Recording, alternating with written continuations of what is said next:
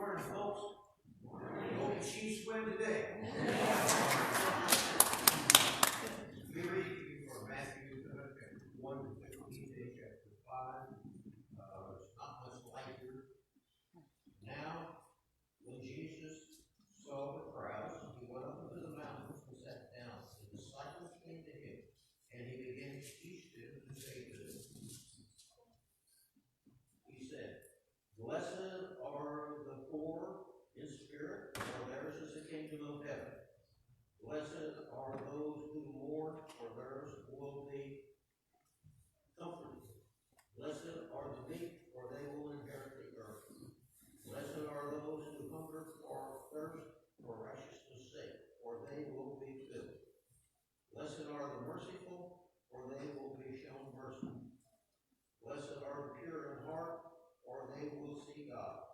Blessed are the peacemakers, for they will be called the children of God. Blessed are those who are persecuted because of righteousness' sake, for theirs is the kingdom of heaven. Blessed are you when people insult you, persecute you, and falsely accuse you of all kinds of evil against you because of me. Rejoice and be glad, because great is your reward in heaven. For in the same way they persecuted the prophets who were before you." The word of God, the people of God. Thanks be to God. You may be seated. Go ahead and keep your Bibles open there in Matthew 5. We're going to get at it a little bit different today. You're going to want to follow along with me. So it's going to be on page 1377, or it spills on 1378 in your Pew Bible. If you have your Pew Bible, unfortunately you can't mark that one up and write it in. But yours, feel free to mark that up. Okay, are we on now? Much better. All right, I'll start over. Get your Bibles open, keep them open. 1378, 1377. We're going to do it a little different today. You're going to want to follow along. That number was for your Pew Bible. If you have your Bible, we're going to Matthew 5, 1:12, where we just were. It'd be fun. I encourage you to mark it up and remember what's going on. So what we just read, that's typically referred to as the Beatitudes. It's the opening to this large discourse that Jesus gives, and that's commonly referred to as the Sermon on the Mount. We're working on memorizing the Sermon on the Mount, and Bible study. You should come. It's really fun to struggle through that together. We're going 2 verses at a time, 2 verses a week. And hopefully by the end of this, year and a half, however long it takes it, we'll have this thing down. Right? Why? Well, if you're going to learn from a sermon, right, of a great preacher, why not the greatest sermon by the greatest preacher who ever lived? Okay, so let's just look at it. Immediately we're going to see something, right? So verse 1 says that he went up on the mountain. So already, right, we have this implication of this impact about what is going to happen. See, everything cool, everything given by God in the Old Testament takes place on the top of the mountain. Where's the Mosaic law given? On the top of Mount Sinai. Jesus could have delivered this sermon anywhere. And he doesn't climb the mountain just for the great acoustics. Jesus delivers the Sermon on the Mount from the top of a mountain because he is about to reorient the people's understanding of the law. Jesus is about to open up to everyone what it truly means to live as God commands. Chromatius of Aquilae, that's right, spent a week learning that. Chromatius of Aquilae reminds us that when the law was first given on the mountain, the people were forbidden to draw close. But now, as the Lord was teaching on the mountain, no one is forbidden. Rather, all are invited as they may hear, because there is severity in the law and grace in the gospel. So beatitude means blessing, right? You heard it just now. Blessed are, you are blessed when, right? So Jesus opens up is reorientation of the law by addressing that we are blessed in his sight and in the sight of God. So a common mistake here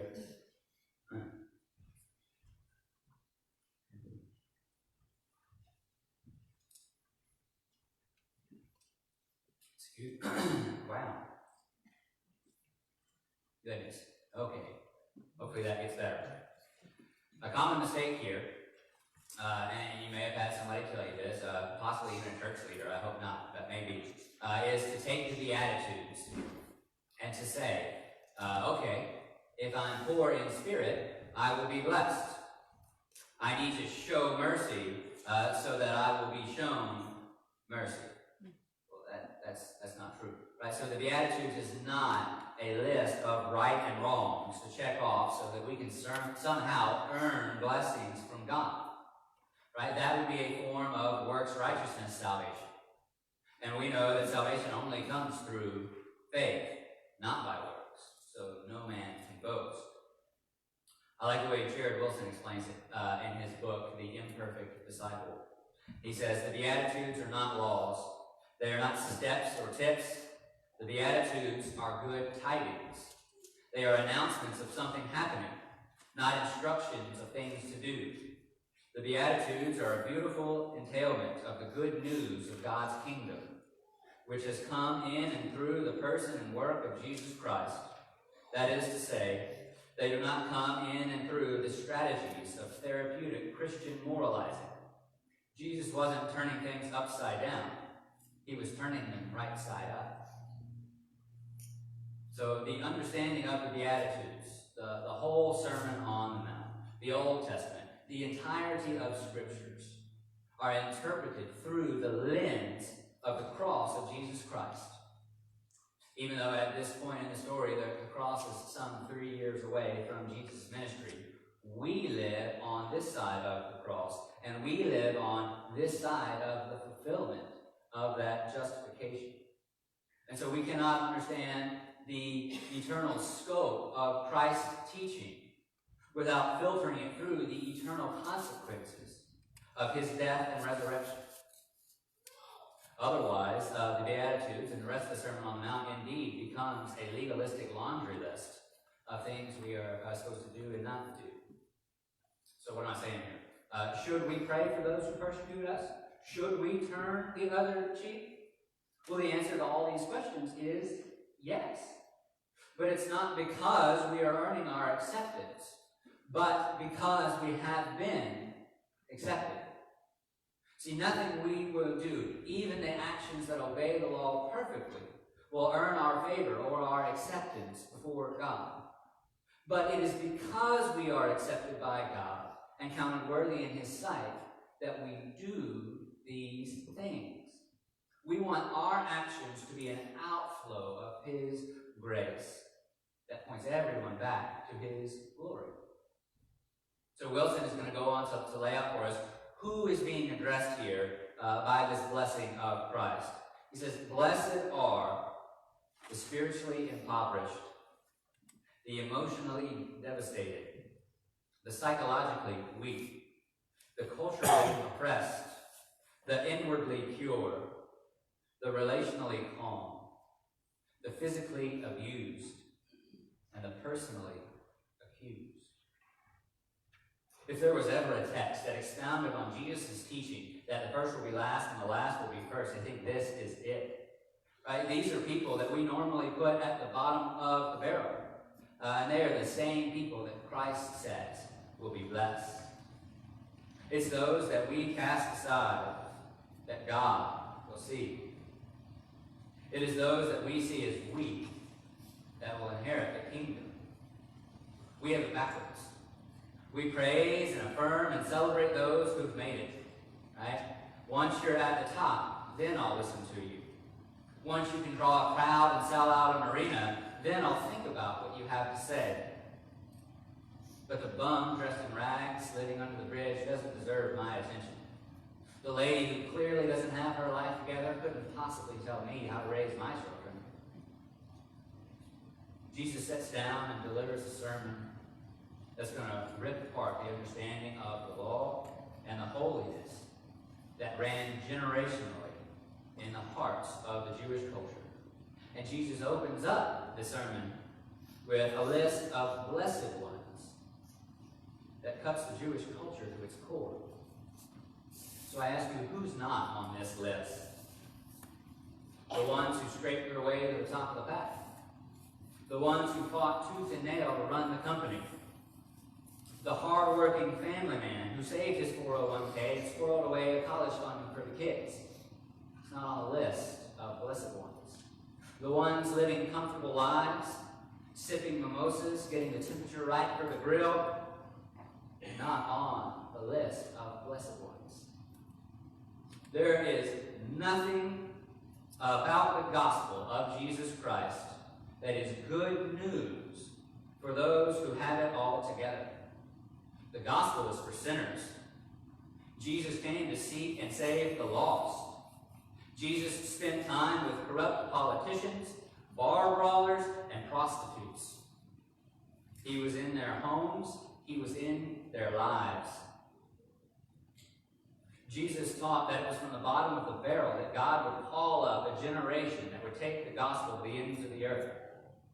God has always scraped the bottom of the barrel and used the most unlikely candidate to accomplish his will. Because God can take trash and make it a treasure. God can take your test and turn it into a testimony. And God can take your mess and turn it into a masterpiece. Zephaniah 3:19 says that I will save the lame and gather the outcast. I will change their shame into praise. So this is where I get really excited and a bit nerdy about the original languages and the meaning behind them in the original text. If you're like me, you've read things in the Bible, like the Beatitudes, and you say, oh, that's great. I love it. What does it mean? I get it on one level, but then there's this other level that kind of looms over me that I'm not quite sure what you're talking about. I'm not quite sure what's happening here. So what I want to do with you today, I want to ever so briefly examine the Beatitudes in the light of their original language. I want to put some meat on these phrases for you because I think sometimes a lot of weight gets lost in translation, especially with some of the phrasings that we see here. So, for example, what does it mean to be poor in spirit? Right? It's not saying, as the English would imply, that it's good to have poor or bad spirit. Right? What does it mean to mourn? It's not talking about everybody who is sad or depressed for whatever reason. But I want to save you from turning this into some kind of seminary lecture, right, where we talk about what the Greek and the Hebrew says. So I'm just going to run you through some highlights as presented by William Barclay. So I made a chart for you. If your note-taking skills are not up to par, we're going to lose you real quick. So sit here, soak it in, love it, and then go to our next steps area on your way out. Pick up a chart and sit with it this week a little bit longer. I want you to pay attention as we go through them, though. I'm skipping the vocabulary lesson. I want to go straight into the meaning, straight into the implication, and then follow that with some questions for us to ponder in our soul that, again, hit at this implication, and then we're going to look at the Beatitude as a whole. Okay, so before we get started, fun little note, the word R, blessed R, that's not in the original language, right? That's there to help the English flow better so we can make sense of the passage. So the New Testament, originally written in Greek, but Jesus spoke in Aramaic, right? That was the language of the Hebrew people at the time. And so this Hebrew, Aramaic expression that Jesus is using here in the Beatitudes, they're better understood as exclamations rather than a series of simple statements. So we're going to go in order. Follow along with me in your Bibles. Right? Poor in spirit. Listen to the phrasings. Oh, the blessedness of those who realize their own utter helplessness and who have put their whole trust in God. So have we realized that things mean nothing and that God means everything? Or are we still trying to get by on our own resources? Oh, the blessedness of those who have realized their own utter helplessness and who have put their whole trust in God. For thus alone can they render to God that perfect obedience which will make them citizens of the kingdom of heaven. Those who mourn. Oh, the blessedness of those who are intensely sorry for their sins. Those who are heartbroken for what their sins have done to God and to Jesus Christ. Those who see the cross and who are appalled by the havoc wrought by sin. Have we realized that our sin brings death? That one sin is enough to separate us from God for eternity. That one sin is enough to hang an innocent man on the cross. How many sins have we committed this morning, let alone this whole week? Oh, the blessedness of those whose hearts are broken for the world's suffering and for their own sin. For out of their sorrow they will find the joy of God. The meek. Oh, the blessedness of those who are always angry at the right time and never angry at the wrong time. Okay, so if you're like me, that's a bit confusing for me, right? I need a little further explanation here. Oh, the blessedness of those who have every instinct, impulse, and every passion under control. Those who are entirely God-controlled. Oh, the blessedness of those who have the humility to know their own ignorance, their own weakness, and their own need. So how often do we get angry for selfish reasons? How often do we ask God to control our emotions? Or do we always go to Him after the fact? How willing are we to admit that we may not know everything, even if it's in our field of expertise? Oh, the blessedness of those who are always angry at the right time, never angry at the wrong time, who have every instinct, impulse, and passion under control, because they themselves are God-controlled, who have the humility to realize their own ignorance and their own weakness, for such people can indeed rule the world. Those who hunger and thirst for righteousness. Oh, the blessedness of those who hunger and thirst for the whole of righteousness, for complete righteousness. Do we want goodness as much as a starving person wants food? As much as someone dying of thirst wants water? Do we desire the whole of it? How intense is our desire for goodness?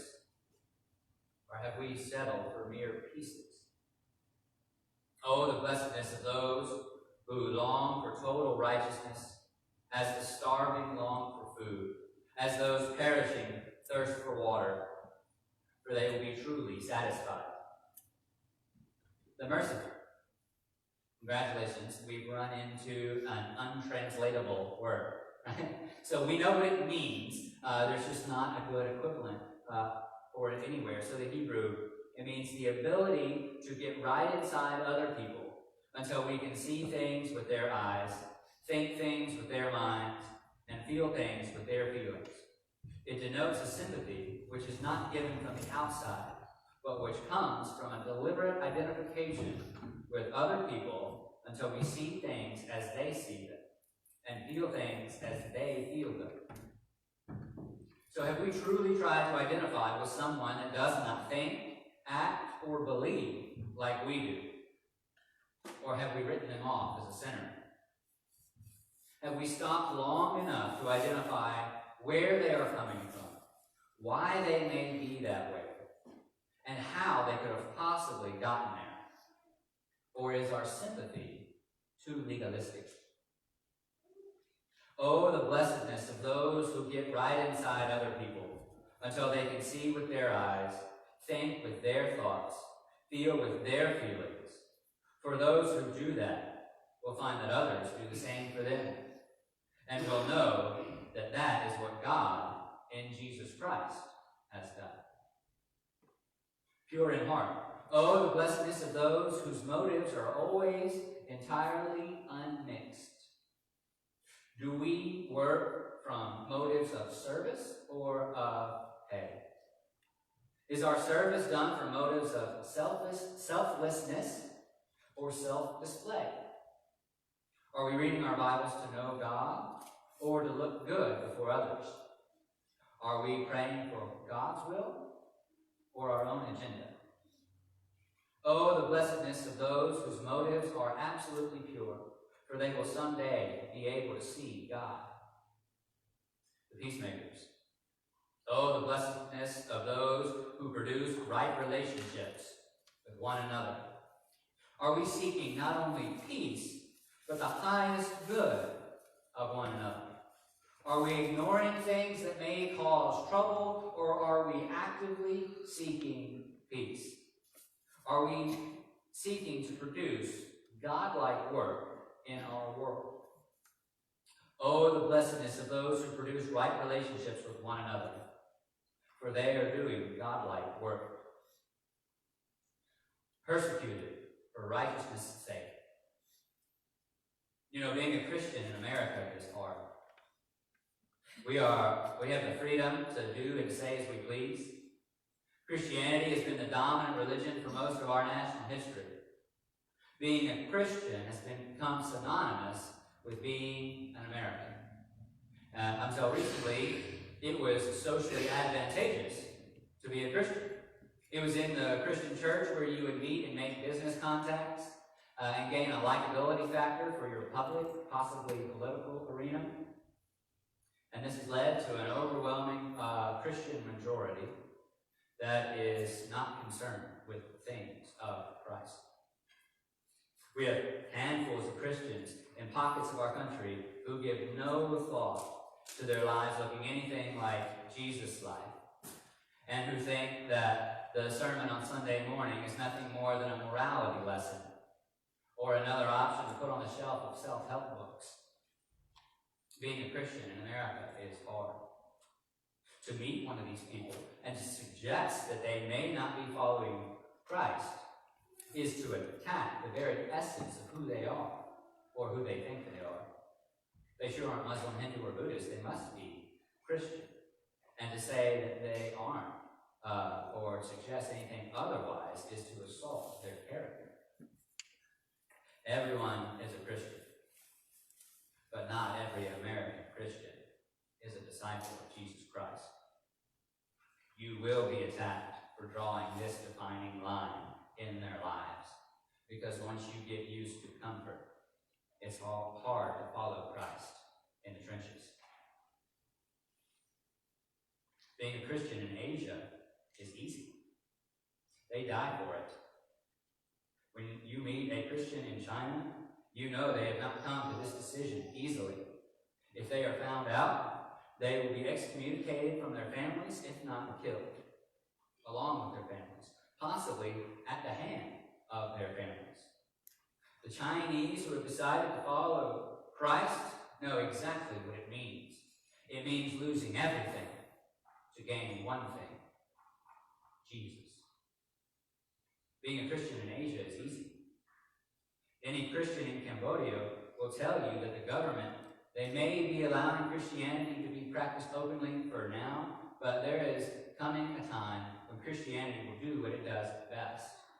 It will spread and flourish, and lives will be changed. The light drives out the darkness, but the darkness runs deep. Any Cambodian Christian will tell you that there is coming a day when the government will strike back at this foreign religion. When Christianity becomes too powerful and too threatening, the government will come in and shut it down by force to silence the God that is taking away their power. The Cambodians know that they are being watched. These Christians know that they have put themselves on a potential hit list where the effects of genocide still permeate the air. But they also know the one true God. They know that God was there before them, and God will continue to work long after they are gone. These Christians are not concerned with themselves. They are concerned with those who are dying without an opportunity of meeting the one true God who takes away the sins of the world. Oh, the blessedness of those who have counted the cost of following Jesus, who have demonstrated loyalty to Christ in a way the world can see, for they are citizens of the kingdom of heaven. So rejoice, be glad, leap exceedingly for joy at the blessedness of those who have gone before us and suffered so that we may be free. May we be honored for God to count us among the names of the saints. Blessed be the name of the Lord. Pray with me. Oh God, we come to you now, humble and broken in your word. Allow this to sink in, Lord. Allow it to permeate our lives and our hearts, that we may be the blessed ones that you have called us to be.